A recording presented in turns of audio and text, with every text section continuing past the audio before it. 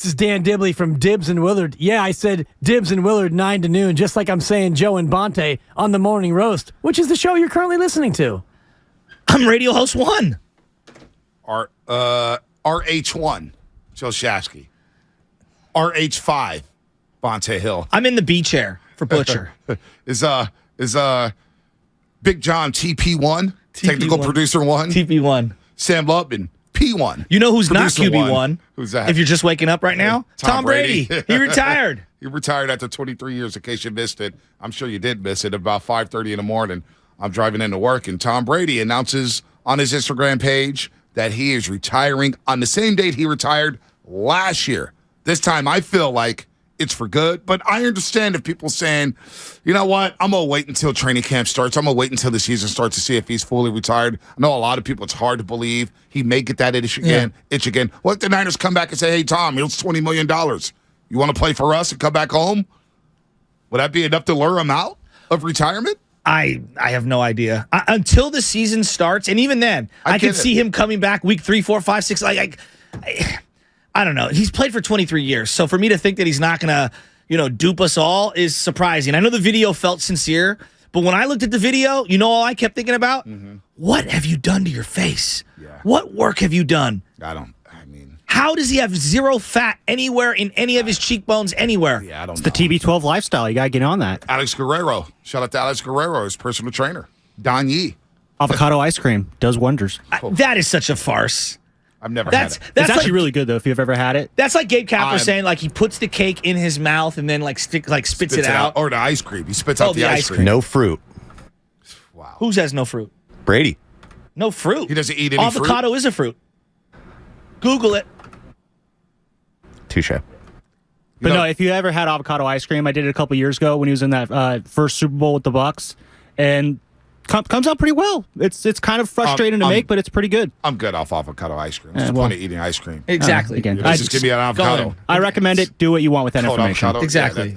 My great-grandmother smoked till she was 90-something years old, lived to be 100 years old. So now we know that Sam Lubman... I'm not a smoker, but I'm just saying. Yeah, now we know that Sam Lubman's the guy who buys the $15 avocado toast with the egg yolk on it. I will admit this to you. That is absolutely worth the $15, though. I will not order avocado toast, but it is delicious. Can we agree avocados are delicious? Avocados are delicious. They're delicious. So, $15 but I'm with you on that. That part I agree with. By the way, the Red and Gold Reaction brought to you by Boxer and Gerson, Northern California's premier workers' compensation law firm, helping injured workers get their lives back for over 40 years. Shout out to YouTube, Twitch, and the Xfinity Mobile text line for all that you do. Staying with us here at 95.7 The Game. Warriors do play the T-Wolves tonight. They're looking for their 4th win in a row. So whenever everybody's tired of these quarterback rumors, the Warriors are here.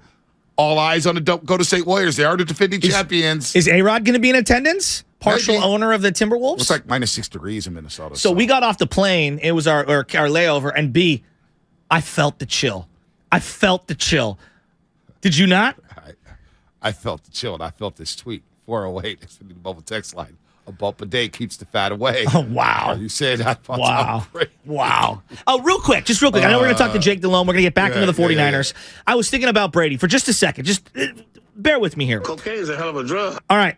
When I think of North American sports icons, okay, when I think of them, and if I just grabbed a pen and I started writing them down, okay, there's 2 categories. There's the myths, people I never saw, and the photos are grainy and it's all tall tale Paul Bunyan stuff. And then there's the sports icons where we've got the highlights in the videos, okay? The myths like Babe Ruth, okay? Jim Brown, Gordie Howe, Sandy Koufax, Muhammad Ali. Wilt Chamberlain. Wilt Chamberlain I would throw in there as well. Sports icons. Brady's on a short list. Who would be on your sports icon list? I mean, it's kind of obvious, right? Who? Michael Jordan, Tom Brady. I got them. Willie Mays. Got him. Barry Bonds. Got him. Alex Rodriguez. I think Bonds and Rodriguez are too controversial to be sports icons. Really? Yeah.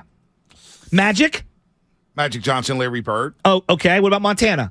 Montana's there. Okay. How about Kobe? Kobe's there. I think so, too. I think LeBron and Curry. LeBron, Curry. Tyson? Nah. He's off your list. He's not an icon. How about Tiger Woods?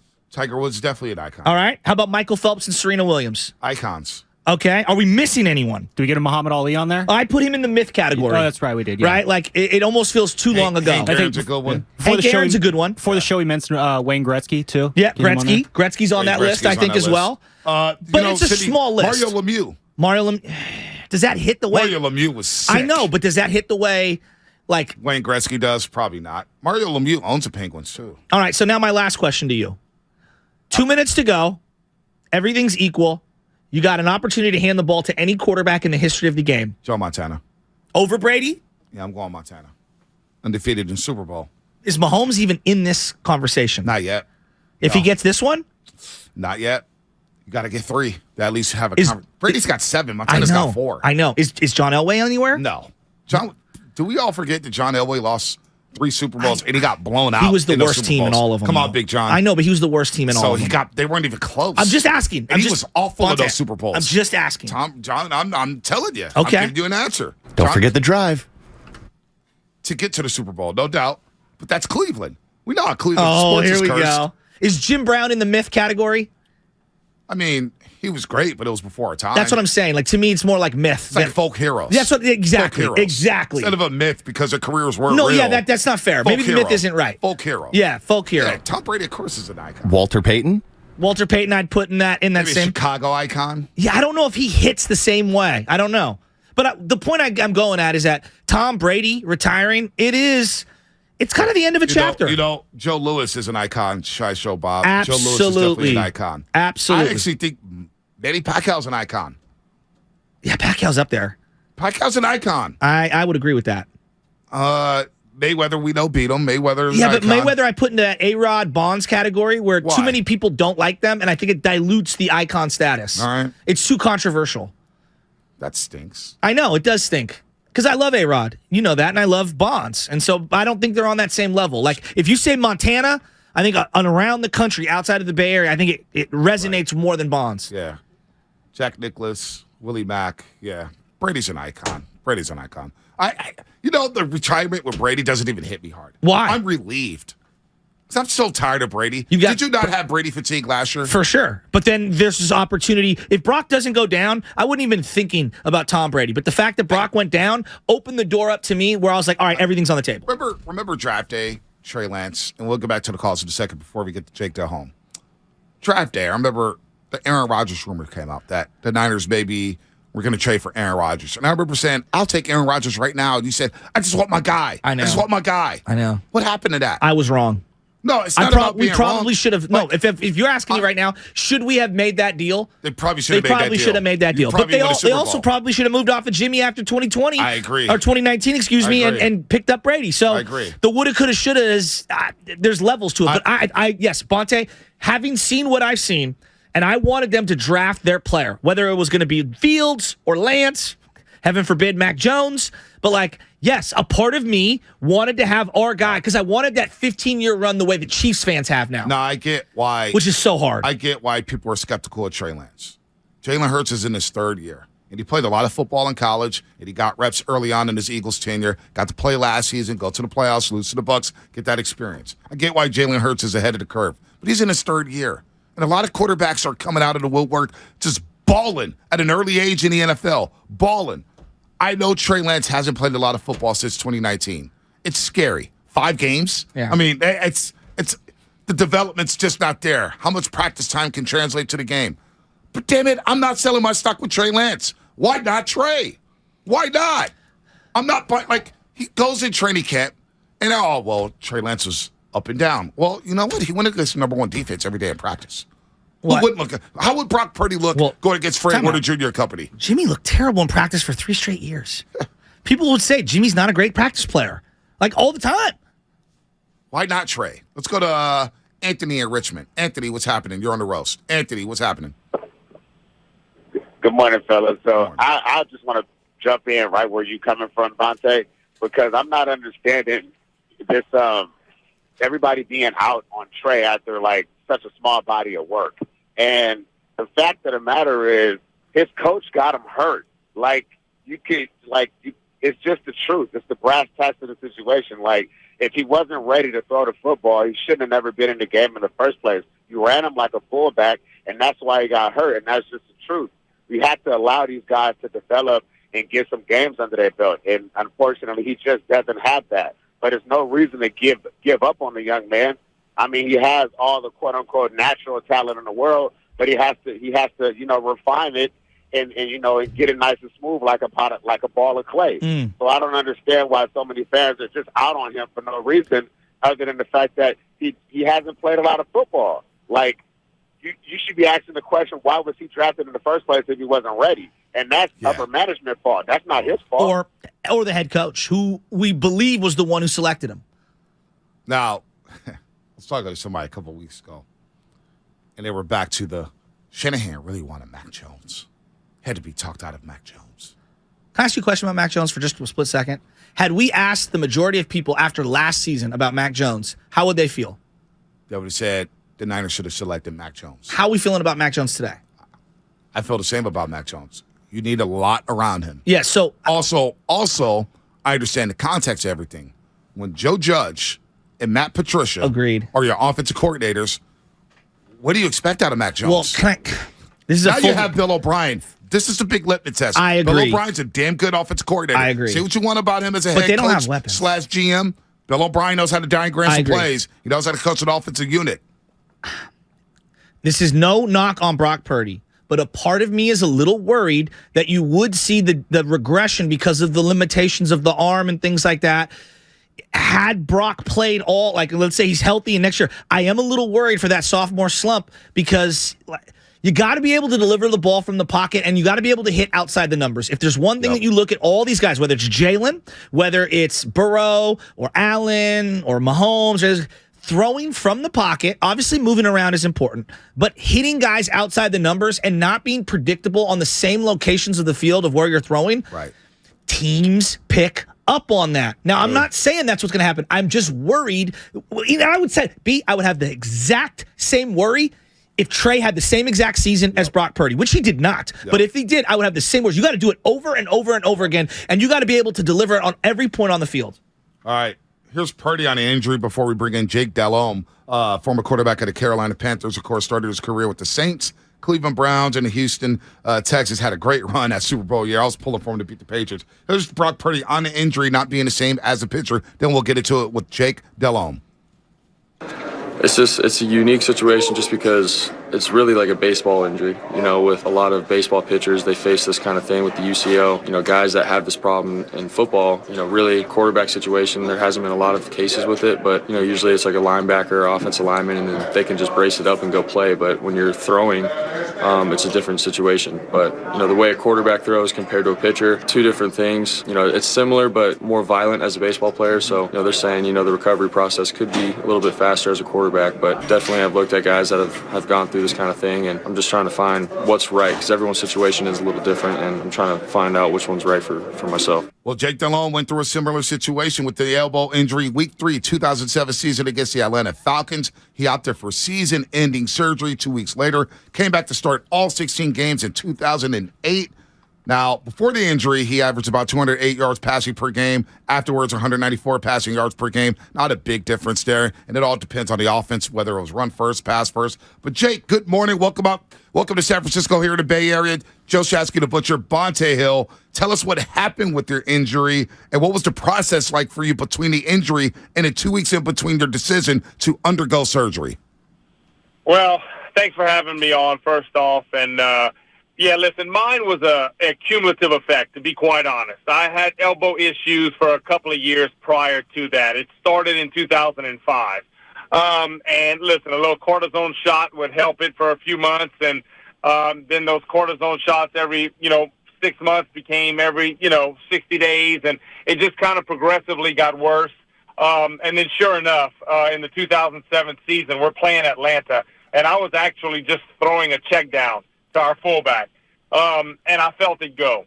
I knew immediately that I just popped my elbow, and I went down immediately. I grabbed my elbow, and the trainer and our doc came over, and I said it went. And they said, "How you know?" I said, "I just know. I've never felt this before. I just know something popped." And so, listen, we had been watching this for a while. I did have an issue, and we tried to rehab for a couple of weeks. I had a hole in my flexor pronator tendon, which is, the muscle in the forearm. We tried to rehab that. And then, in essence, it was almost similar to watching Brock on Sunday.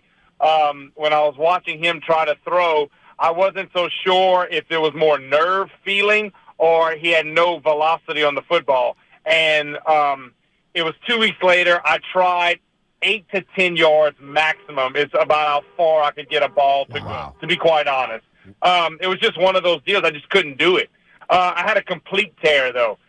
We did the surgery. I remember this like yesterday, October the 18th, February the 18th, 4 months later. I'm throwing a Nerf ball.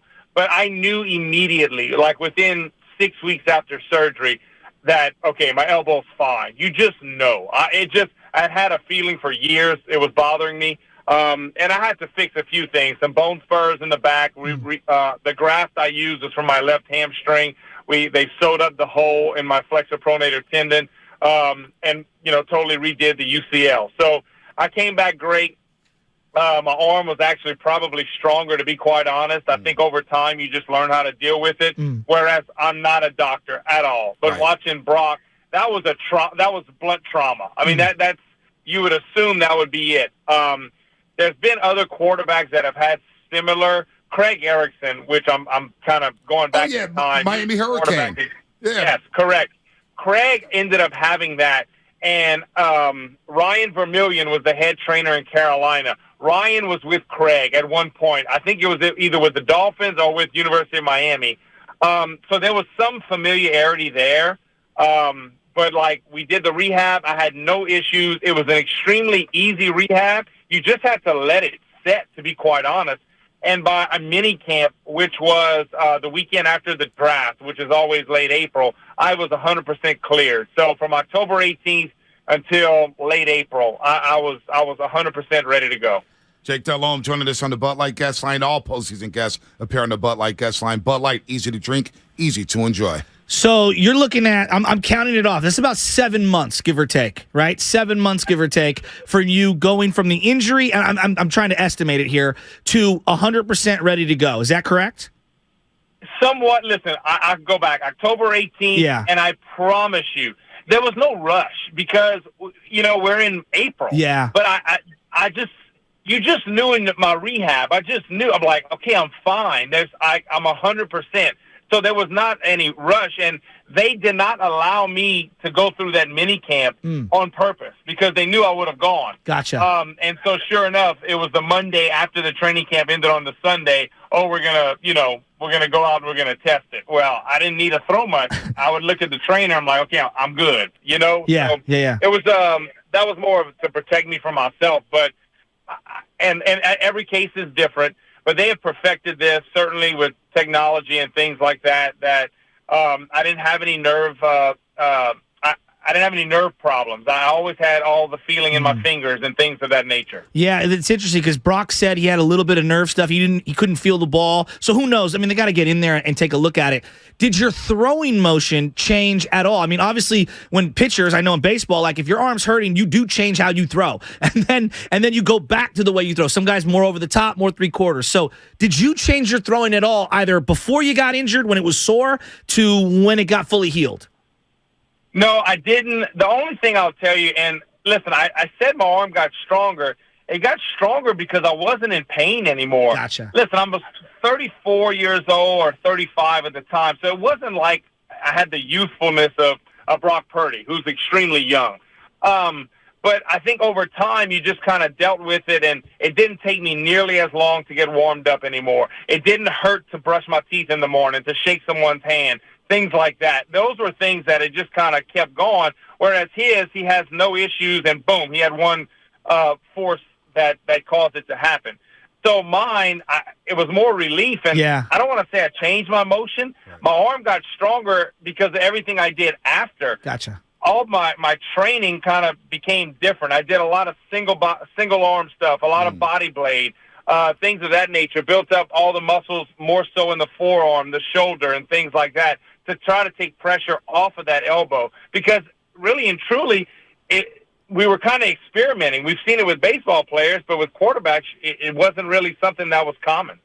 Jake Delhomme here on the Bud Light Guest Line. All postseason guests appear on the Bud Light Guest Line. Bud Light, easy to drink, easy to enjoy. Jake, what made you reluctant to get the surgery? Because you mentioned that you had the elbow pain a couple years prior. Well, why were you so reluctant? Was it because of the team's success? I know you guys have lost the Super Bowl to New England. You played really well in there. Why were you so reluctant to get the surgery? Well, I think the biggest thing, it hadn't torn yet. That was the thing. I never went in for an MRI. We had done x-rays, and I was very lucky. The orthopedist in Carolina, Pat Connor, who did my surgery, Pat played tennis at Oklahoma State. So he had major elbow issues. And so it was easy talking to a doctor that was a fellow athlete who had some of these things, and we could compare x-rays. Like, I had some bone spurs and things like that. But it never tore. My UCL was never completely torn. It was partially torn. And so when it finally went, I had to get it done. Listen, if it would have torn earlier, I would have had no issue having the surgery because I needed to have it. There was no other way around it. I could not have played if I didn't have it. Now, that was my case in particular. Carson Palmer, the same thing happened to him, and it was 2008. And I want to say they either shut him down for the season, but I don't think his tore all the way because he and I were friends at that time, and he had called and we talked about it. And I said, Carson, every case is different. Mine was an absolute complete tear. So if my recollection is correct, I'm not so sure his was completely torn all the way. So it's interesting because you talked about Carson giving you a call. Let's say hypothetically Brock Purdy gives you a call and he asks for some advice. What would your advice be? Well, listen, I'm not a doctor. I think we all know that. Of course. But you have to know what your MRI says, and you have to trust your doctors and things like that. I had complete faith and trust in our team doctor in Carolina, Pat Connor. I had been with him for years, and you're with them almost more than you're with your family. Those doctors, those are friends. They're not just a doctor. And I just knew I had to have it done. And so my thing would be to him is that I wouldn't be afraid of it if that's what you have to do. I would accept it. And I think with the baseball players, remember the violent force. I heard Brock's interview right before I came on. He's correct with the violence that they're throwing, and they're throwing off of a mound. And so that, coming down at that angle, football was very, very different. But it worked for me, and I'll be honest with you, I'm 48 years old now. I promise you, my right arm is the best thing on my body. That is great. Hey, Jake, speaking of which, you're 48. It's 2023. You got to go all the way back to 2003 when you're going up against Tom Brady and the New England Patriots, and you threw a dime to Musa Muhammad in that game. I'll never forget you. I think you were screaming at Teddy Bruschi or Willie McGinnis. I forget who. But you threw for 323 yards, 3 touchdowns. But Brady got the last laugh there in that Super Bowl. You believe Tom Brady's finally retiring? I know he goes through this every single year. You think this is it for Tom? 100%. I do. Listen, I do the color. I'm the color analyst for the Panthers, so I'm at all the games. And just watching Tommy, I love to go down and watch the opposing team warm up before the game. Just from watching film, you still want to see what guys look like in the flesh. And watching him throw, you wanted to see the velocity, and I always thought it was still there. We had a decent little chat before our first game, and, you could tell he still had that love to play, but I truly believe this is it. I think he wanted to go for one more run, and they tried. They tried to get most of the cast of characters back, but this was a team that was not really a good football team. That was a very poor division. I saw it week in and week out, and they just couldn't protect him, and he had no tight end, to be honest with you. And it got to the point where it just didn't seem like, okay, I'm hopeful this is it. I saw him do some good things, but I saw more of, you know what, I think 45 might be calling. And you know what, he's still pretty good, but the Tommy that in my mind was like, okay, that's enough. Wow, that's interesting. Before you get on out of here, obviously there's the Christian McCaffrey element to this, so I'm sure you've been watching the 49ers. Yeah. Thanks for CMC, by the way. Thank God for him from afar. I mean, you're kind of path to the NFL. It's not exactly the same as Brock Purdy's, but it's really close in terms of being undrafted. That's how you came in. You had to bounce around before you got your opportunity. We're here, Niner fans. We've got Trey Lance, this high-drafted guy. You got Brock Purdy here. Like, how do you view this quarterback situation for the 49ers right now?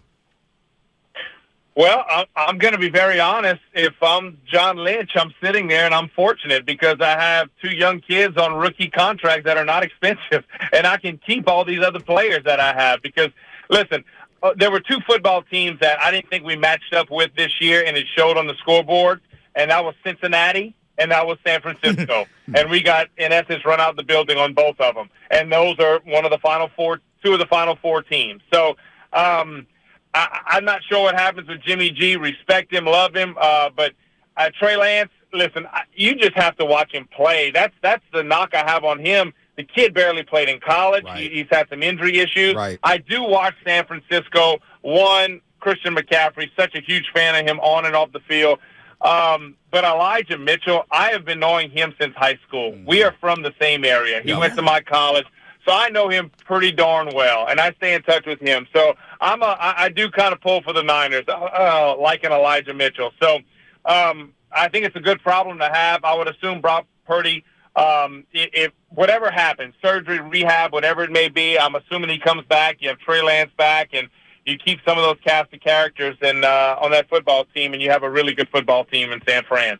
Jake, a lot of fun, yeah, man. Dude. We got to do this again very, very soon. Had no idea you're the color analyst for the Carolina Panthers. We thank you for Christian McCaffrey. Absolutely. I'm glad you guys kept Brian Burns. He's a hell of a defensive end. Seems like he gets off the ball faster than anybody in the league. Jake, good stuff, man. Take care, and we'll do it again soon. And listen, I'm glad y'all have Christian in a way. It hurt my heart.